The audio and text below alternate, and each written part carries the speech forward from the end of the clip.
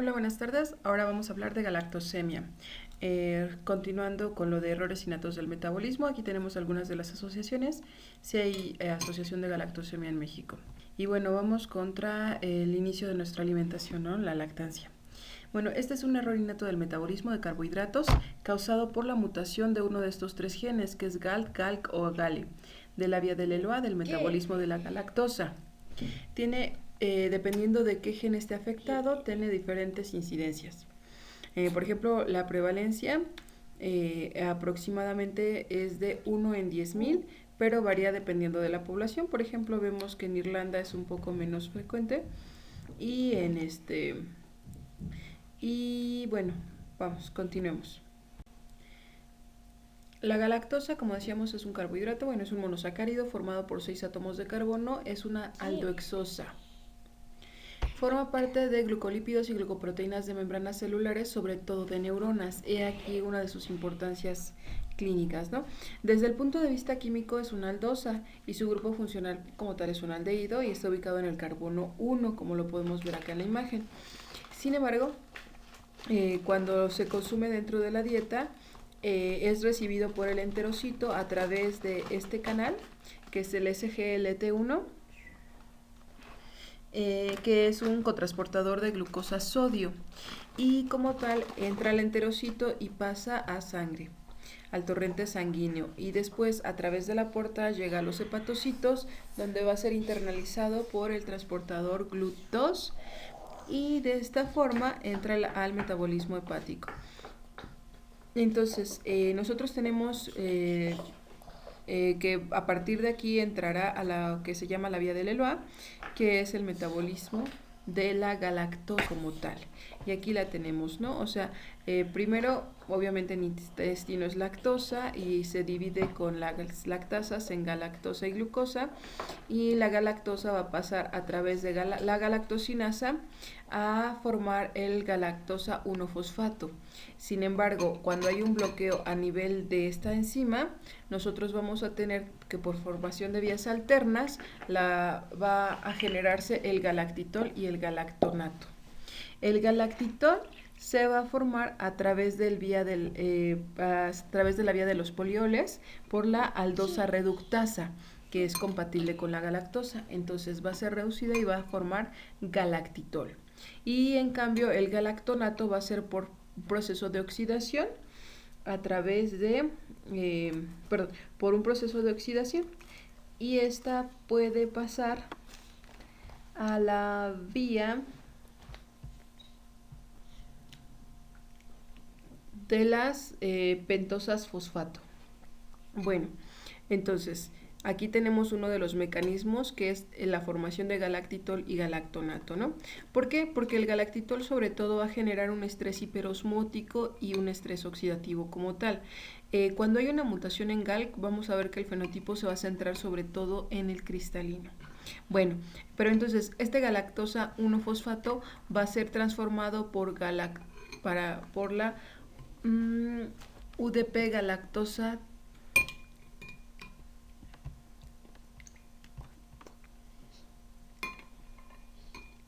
perdón, por la galactosa 1-fosfato uridiltransferasa, que está codificada por el gel GALT como tal, y va a generar la UDP o uridilfosfato ¿Qué? galactosa, que a su vez, bajo el efecto de GALE, que es una epimerasa, va a estar conformando de forma reversible glucosa, uridil fosfato glucosa o uridil fosfato galactosa.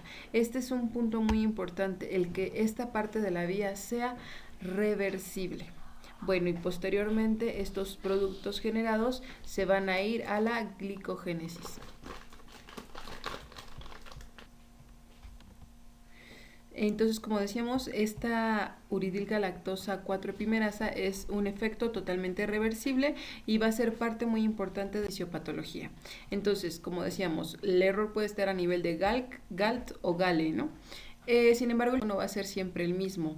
Entonces, nosotros tenemos galactosemia por GALE o por GALT, y la de GALT como tal, de la transferasa, va a ser subdividida en galactosemia clásica, la variante clínica y la variante bioquímica. Ahorita vamos a desglosar el fenotipo de la clásica, pero es importante distinguir lo que es la variante clínica y la variante bioquímica. En la variante clínica tenemos que por lo menos hay una función residual en los eritrocitos o en los hepatocitos de la enzima como tal, entonces es una variante subclínica, ¿no? Y por otro lado tenemos una variante bioquímica que normalmente va a estar con una función entre el 15 y 35% de la enzima, y es porque van a estar dos mutaciones, una que es la mutación de Duarte y otra que es una mutación de la forma clásica, pero van a estar ubicadas en trans, afectando cada una un alelo diferente. Entonces, la deficiencia de galactosinasa como tal, lo que nos va a condicionar son cataratas congénitas, las cuales, al igual que en la galactosemia clásica, van a estar presentes en general desde el nacimiento. En el defecto de galactosinasa van a estar presentes en el 75% de los individuos y van a ser la única manifestación clínica de esta condición. Lo que va a pasar es que el exceso de galactosa se va a ir por las vías alternas, generando galactitol, que va a generar el estrés hiperosmolar en el cristalino, y esto va a condicionar la formación de cataratas que de manera característica las vamos a encontrar en gota de aceite, como la que vemos en la imagen. Sin embargo, también podemos encontrarlas de forma subcapsular, nuclear o cortical a nivel de leucocitos y eritrocitos, y por tanto en el hepatocito sigue el funcionamiento normal. Es asintomática por completo. Y por otro lado tenemos la grave, que va a cursar de una forma muy parecida a la forma clásica. Bueno, y en cuanto a la forma clásica, acá tenemos por porcentajes. Lo principal va a ser el daño hepático. Entonces, el fenotipo de la clásica va a tener daño hepatocelular, que se va a manifestar por ictericia, hepatomegalia. Vamos a tener alteración en las pruebas de función hepática, así como trastornos de coagulación. Y claro, va de la mano de una intolerancia alimentaria muy importante, con vómito, diarrea y bueno, en general un rechazo como tal al alimento. Bueno, esto al final también se va a acompañar con un déficit en el desarrollo, es decir, vamos a tener un estancamiento en el crecimiento y también en el neurodesarrollo como tal. El neonato puede presentarse letárgico, con crisis convulsivas, hipotónico, y bueno, al final puede desarrollar un cuadro de septicemia, sobre todo por Escherichia coli. Sin embargo, puede haber otros patógenos. Entonces, ¿qué nos va a pasar? Vamos a llegar a un déficit intelectual. Es una de las principales consecuencias de la galactosemia. Ahora, con tratamiento, esto va a ser frenado y la mayoría de los síntomas van a desaparecer. Sin embargo, si nosotros hacemos un estudio longitudinal y vemos que los pacientes, a pesar del tratamiento, tienen un muy lento pero progresivo deterioro cognitivo, esto se debe en parte a que esta reacción es reversible y podemos tener la formación como tal de un porcentaje de galactosa. De hecho, todos en general tenemos la formación de la galactosa propiamente, no que obtengamos de la dieta, y esta puede ser hasta de 0.48 a 1.7 miligramos por kilogramo por hora en cualquier individuo sano. Y bueno, esto a su vez, al no poderlo procesar, pues al tener este bloqueo en la vía, tendríamos que podría generarnos derivados que pueden llegar a ser tóxicos, y a la vez una deficiencia en el proceso de esta vía que no nos permite generar las proteínas, las glicoproteínas que habíamos mencionado, que son complejas y se requieren a nivel de las neuronas. Entonces podemos tener como tal discapacidad intelectual, sobre todo alteraciones del lenguaje. Sin embargo, también pueden estar presentes alteraciones motrices como ataxia, alteraciones de equilibrio, temblor, disonía, etc. Y también vamos a tener una afección gonadal. Como tal, es más frecuente en las mujeres, en las cuales podemos tener desde una menorrea hasta una insuficiencia ovárica prematura. Y por otro lado, en los varones se ha identificado un ligero aumento de la criptorquidia, pero no como tal hay una afección directa. Y bueno, en la forma clásica, solo el 30% de los individuos pueden tener cataratas. No las presentan todos, sin embargo, es muy importante que cuando detectemos catarata congénita, descartemos el riesgo de este tipo de enfermedades metabólicas. Y bueno, algunos de los indicadores que nos pueden hablar del riesgo de la falla ovárica, pues pueden ser la FSH como tal, y también podemos tener la hormona antimülleriana como marcador de reserva de ovocitos. En este caso también puede estar disminuida. Bueno, en cuanto al varón, la concentración de testosterona suele ser normal, de FSH y LH, y pues no hay datos como tal que apoyen que se genere una alteración estructural. Y lo que decíamos nada más es que hay un aumento en criptorquidia asociado también a un bajo volumen de... Bueno, aquí están los locus de los genes que ya hemos comentado y vamos a explicar esta parte molecular que a veces es un poco compleja. Entonces tenemos en la población mexicana que estas son las 3 mutaciones más frecuentes en GALT y que se presentan entre el 70% de los casos. Son graves porque causan una actividad enzimática baja y esta última puede condicionar que la actividad sea del 50%, no severa, ¿no? Entonces, la que está asociada a la variante clínica que decíamos que puede tener una función residual es la mutación de la serina. Que, bueno, en proteína el efecto es que una serina cambia por una leucina en la posición 134. Y por otro lado tenemos la variante Duarte como tal, que aquí la tenemos, que es una pequeña deleción de 4 nucleótidos. Y por otro lado tenemos lo que es la variante bioquímica de Los Ángeles o Duarte 1 y se asocia a esta mutación al cambio de una asparagina por un ácido por un aspartato en la posición 300. Bueno, y en galactosinas esta es la mutación más frecuente y en GALE estas son algunas de las que podemos encontrar. Recordemos que GALE no está frecuente en nuestra población, sin embargo podemos encontrarla. Entonces, para el diagnóstico lo que requerimos es el tamizaje neonatal.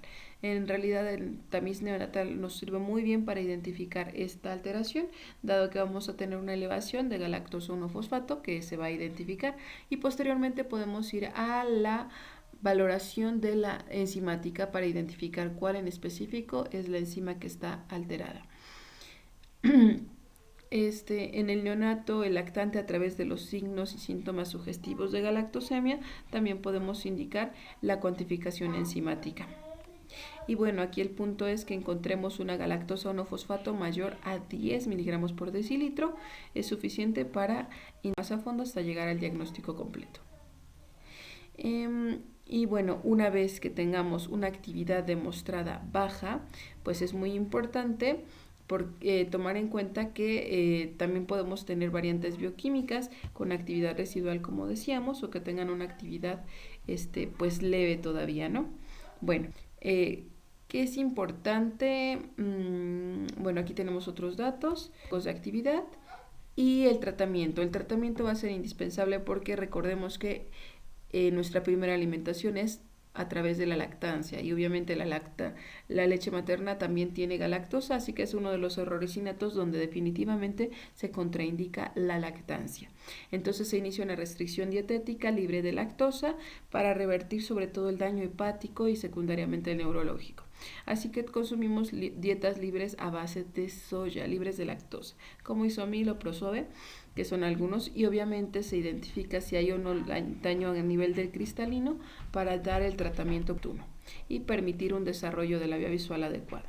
Y obviamente también hay que dar tratamiento a los defectos del lenguaje, dar un seguimiento al desarrollo neurocognitivo y bueno, el seguimiento también por parte de endocrinología y ginecología por el riesgo de falla ovárica prematura. Muchas veces va a requerir tratamiento sustitutivo con estrógenos y progestágenos. Y se puede llegar a una preservación de ovocitos con fines reproductivos. También se debe de dar suplementación con vitamina D, calcio y potasio. Y bueno, se han tratado algunos inhibidores de galactosinasa o de otras enzimas, pero pues todavía no tenemos un efecto muy grande, ¿no? Es importante aquí mencionar que el tratamiento como tal es muy sencillo, no es la restricción de la galactosa. Sin embargo, no frenamos la producción basal y eso nos lleva a este pequeño deterioro que tal vez si no es tan significativo, sí es importante porque va a seguir progresando y hay una correlación con la edad. Bueno, entonces esta es una enfermedad autosómica recesiva, por tanto tenemos riesgo de recurrencia y hay que tomar en cuenta los factores como consanguinidad, endogamia y isonemia para evaluar el riesgo que tengan los padres. Eso sería todo por el momento. Muchas gracias.